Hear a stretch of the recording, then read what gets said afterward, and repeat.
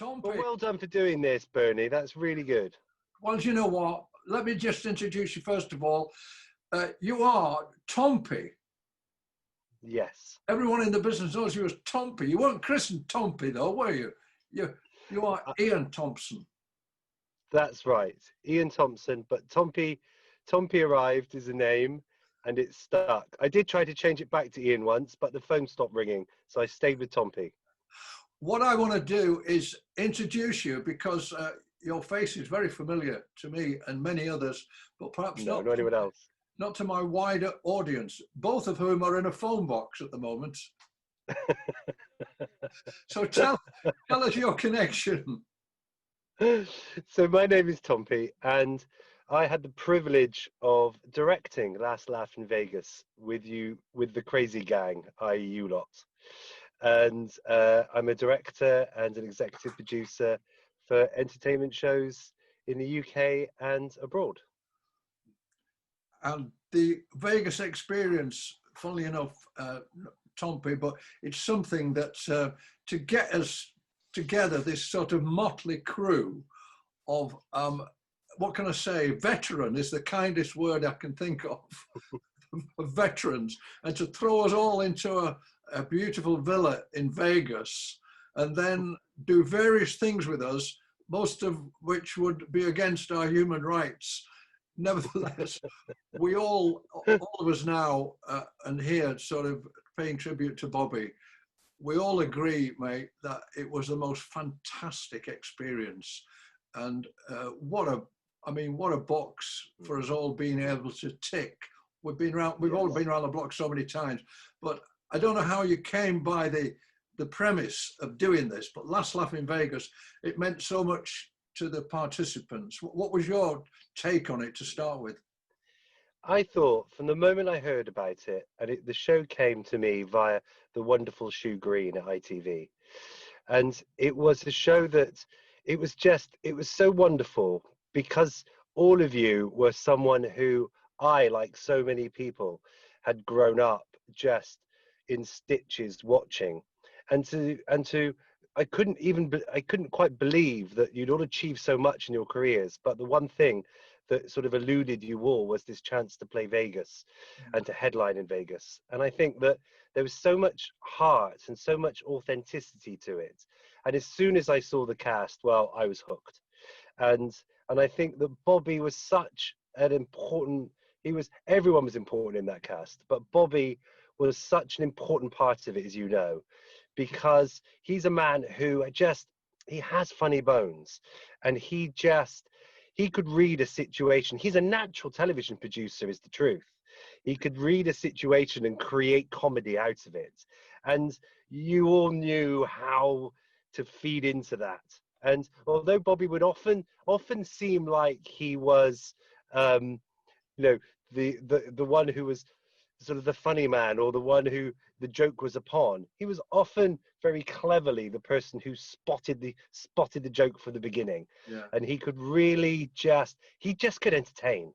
And he was just, from the beginning from the first day we started, when we arrived in Las Vegas, from choosing bedrooms to the moment where we filmed the last green screen material in London, he entertained the whole way through.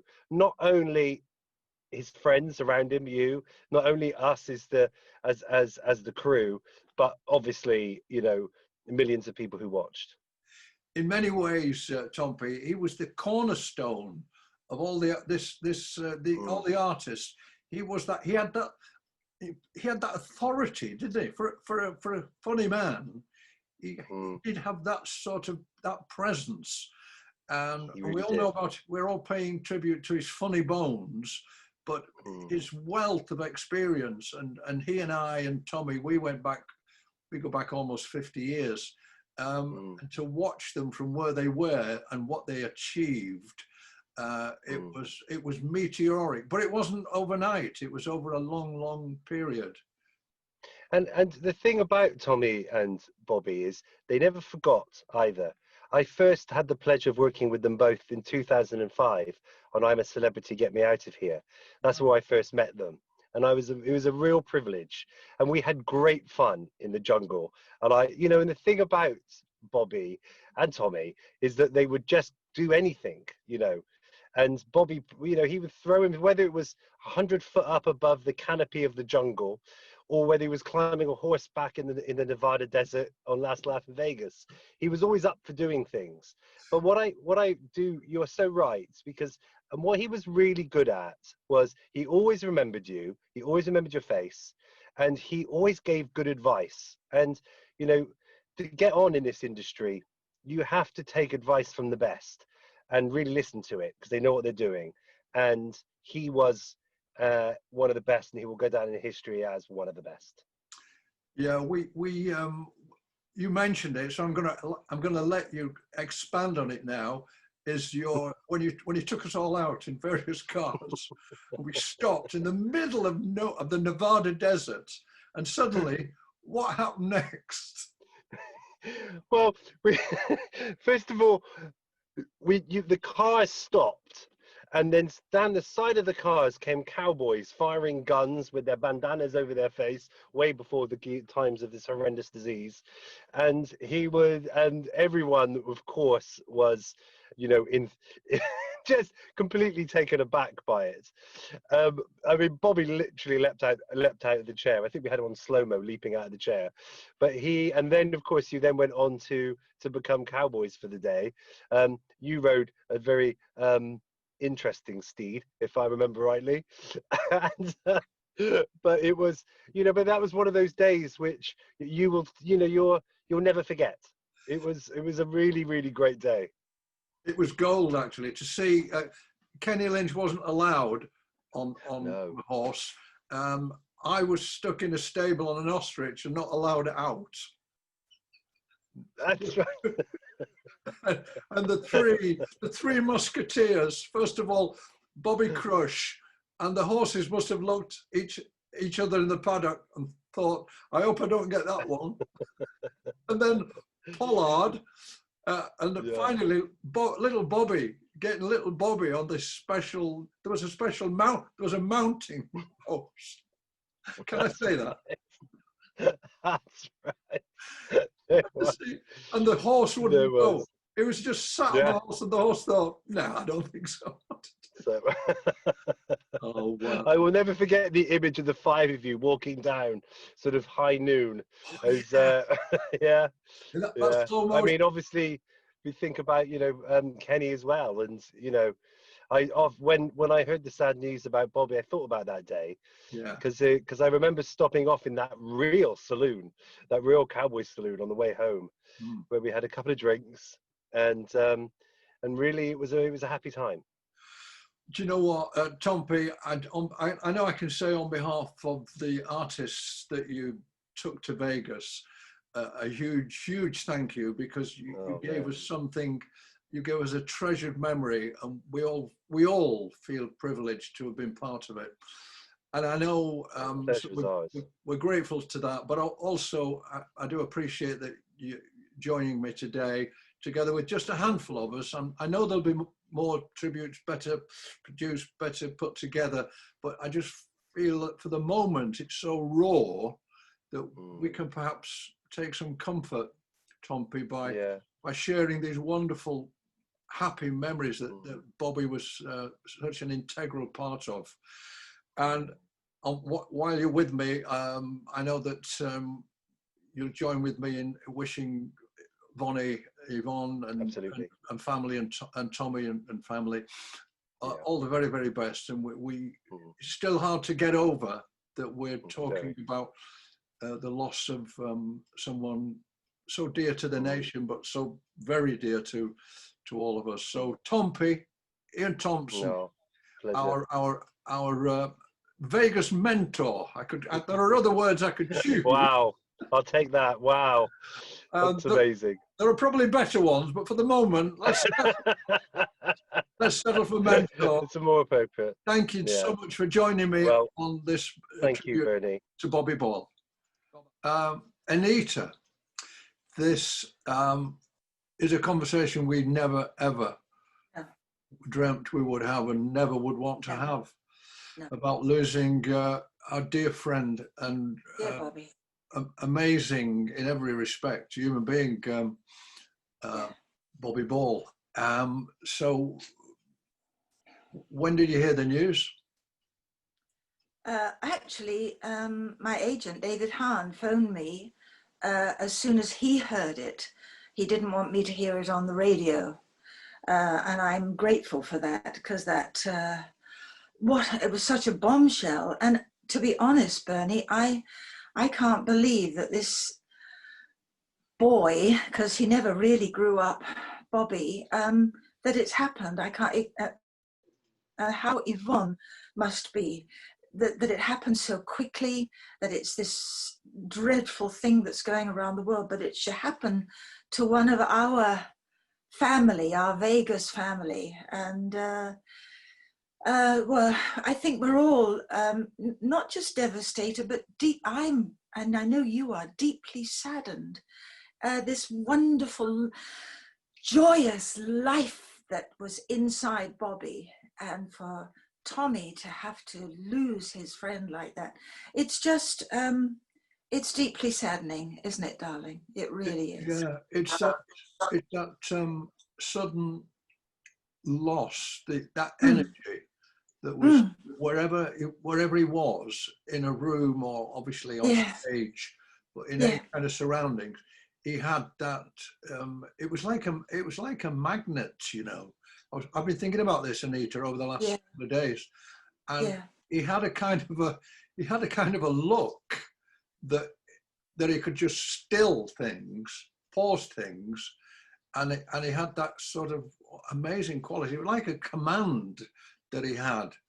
That latterly, of course, and I've known him and Tommy nearly 50 years. When they became the huge stars that they did become, the nation discovered this. But he had that kind of stare where he could quieten you, and it was an amazing gift on top of all his other qualities.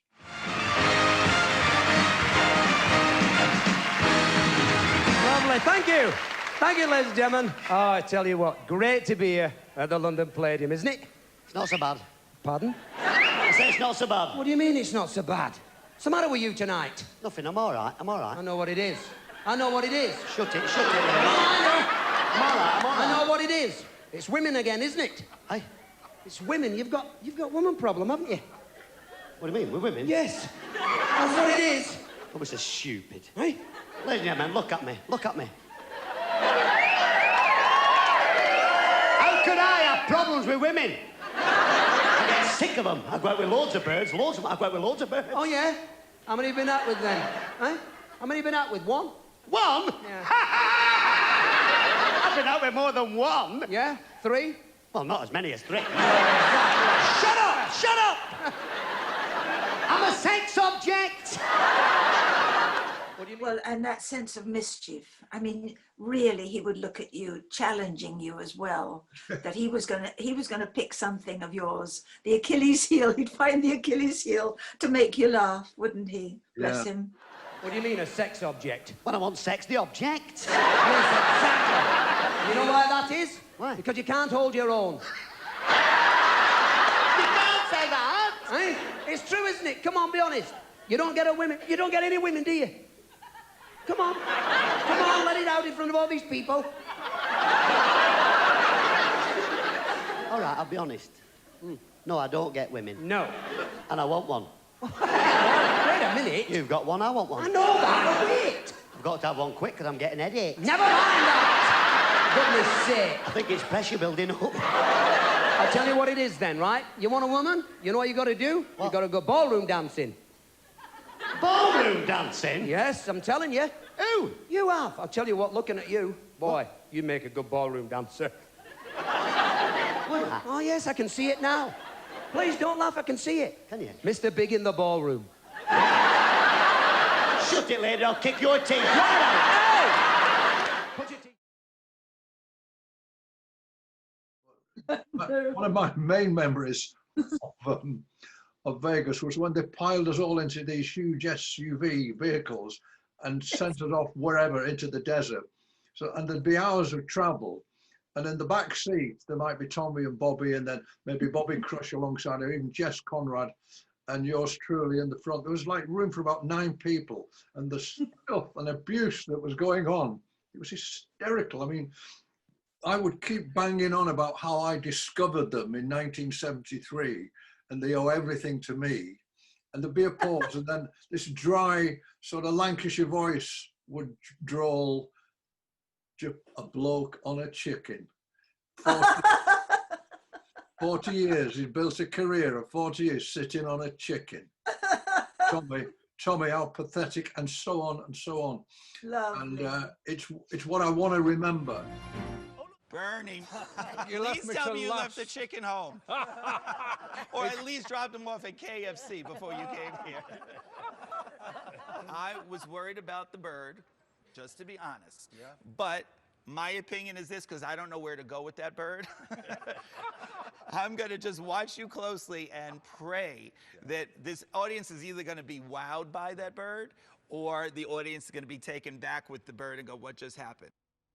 We'll continue this tribute to Bobby Ball, and here is my old mucker and Bobby's old mucker. In fact, everybody's old mucker. When you look at him, you can realise why he's got the nickname Mucker. And Muck Miller, Mick Miller. Hello, Mick. Hi, Bernie. Bernie, sad times. Yeah.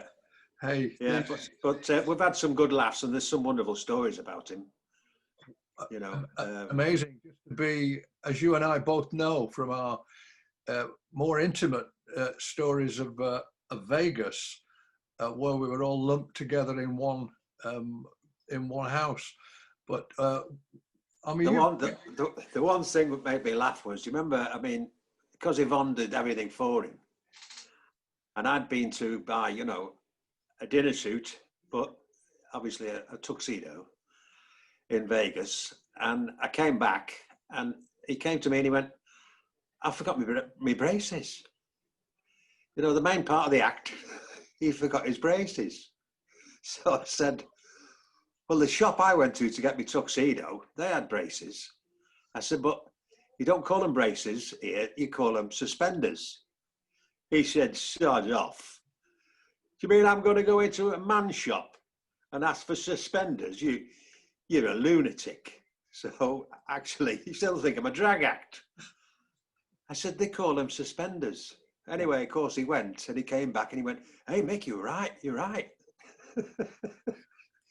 And the other funny story was you, when we were packing to come home, and he said, how am I going to know my case? Because all the cases were black. He said, how will I know mine? Of course, you came out. There were about 20, 30 cases, weren't there? Yeah, all black.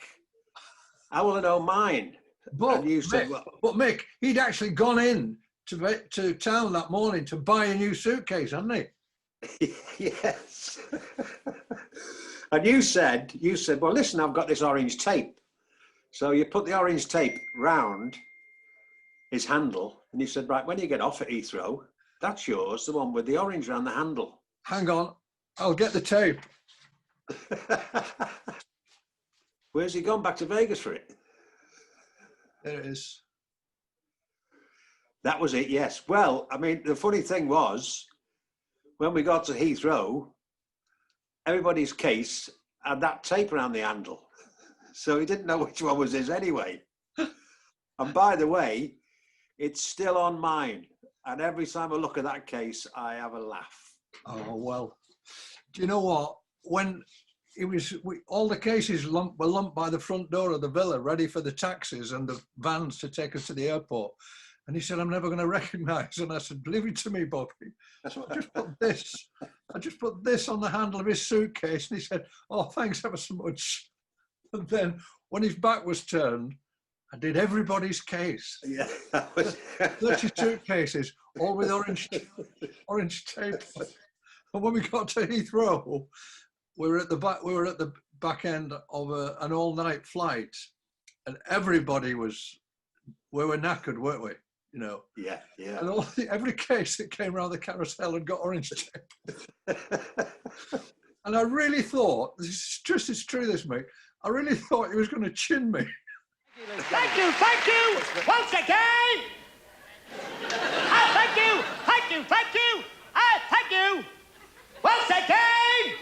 Thank you. Oh, yes. Thank you. Thank you. Leave it tonight. What's wrong, Tom? What's the matter with you? This is a very special night. What's wrong? Special tonight? Why?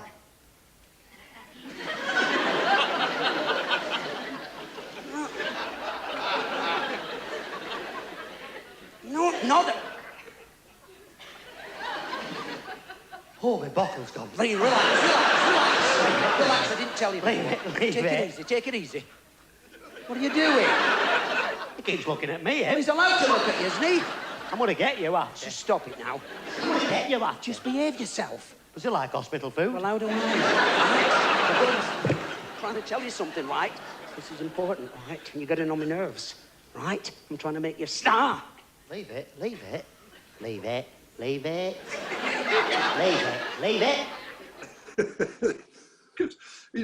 I was only thinking about you know, the time when we're all sat around that massive table, and they started a game, him and Tommy, and it was where they both went. I went in the supermarket this morning, and I bought some tomatoes, and then they go, "Yes, you did," and then it went round to Bobby. I went in the supermarket this morning, and I bought a box of cornflakes. "Yes, you did," and then he went round all of us. I said, "I went in the supermarket and I bought some spanners." "No, you didn't." And it went round, didn't it? For like 4 times. And we could not get the game. And of course, what it was in the end was, it was your first name. You know, so I would have said, "I bought some milk." But we couldn't get it at all. And then Jess Conrad said, "I can't play. I've never been in a supermarket." Will I have come? I want you to say hello to Neil Mackin, who's a 5-star pillock, okay? Start when you like. Hiya, Neil. Faking. Hiya, Neil. Faking. Taking. Faking. Hello. Neil Naked. Hello, Neil Nakin. Yeah. Now, hello, Neil Nakin. He's just told me you're a 5-star. I don't think you are. Don't use that language. This is for family. It's a family show. Oh, sorry. Hello, Neil Nakin. Could you put some drama into it, as if you really meant what you're saying? Hello, Neil. Let me just build a minute, please. Yeah, no, but just a bit more. Just a minute. Hello, Neil Nakin. Still not there. They're not there. No, you're just lacking something. I don't know what it is. You had it when you came in, but I'm coming. Yeah. And hello, Neil Nakin. Hang on, the cat cue. Gotta cue it, mate. 1, 2, 3. Hello, Neil Making and cue. Hello, on the Neil. count of 3. Wait for it, man. 1, 2, 3. Go. Hello, Neil Nakin. How are you? Because I'm good, and I hope you're good. You know what? Wishing you a happy birthday. Take care of yourself, and I'll see you soon. Bye, Captain. Well, we'll do another. What's up? I just had a coffee incident because of it. Was it that bad? Let's. I'm on the shoulder. I'm concentrating because of him. Ian, can I just say how great to see you. At last, some talent's in the room. I just tidied this up.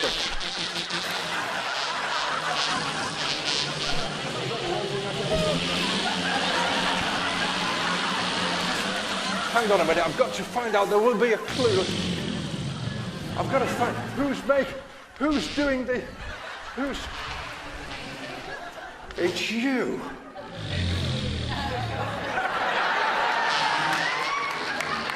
You idiot! Thank you, Karen. Good sport. Hi, Bernie. Well, like everybody, I could hardly believe my ears when I switched on the news and saw that Bobby had passed away. I think what makes it all the more shocking is that I don't think any of us knew that he'd even been ill. And I felt a little bit like when Victoria Wood passed, because I knew Victoria quite well, but she kept her illness very quiet from everybody, which made the announcement of her passing all the more shocking, you know. And I felt a similar kind of thing when I heard the news about Bob. It's so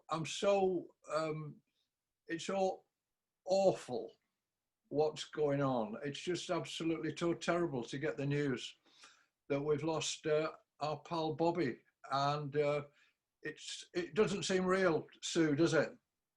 No, absolutely not, because you know when people say, God, I had a real shock.